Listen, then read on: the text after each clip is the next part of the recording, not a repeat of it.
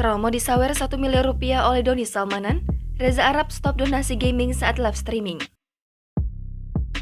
YouTuber gaming Reza Arab mengaku kini trauma menerima uang donasi dari orang asing saat melakukan live streaming di kanal YouTube miliknya. Dikutip dari akun @lambegosip, pada Rabu 6 April 2022, Reza Arab yang diundang dalam podcast Deddy Corbuzier itu mengaku trauma hingga mematikan donasi live streaming. Reza Arab yang menceritakan awal mula Doni Salmanan yang memberikannya uang. Reza Arab mengakui bahwa dirinya tidak mengenali sosok Doni Salmanan tersebut.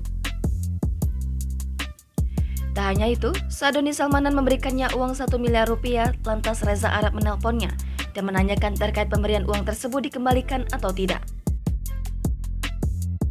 Reza Arab mengaku kini telah mematikan donasi live streaming lantaran tak ingin kejadian ini terulang kembali. Mendengar hal tersebut, sontak Deddy Corbuzier menanyakan bahwa Reza menerima uang dari live streaming. Namun, Reza menjelaskan bahwa dirinya tak hanya live streaming, namun ia memiliki kesibukan lain.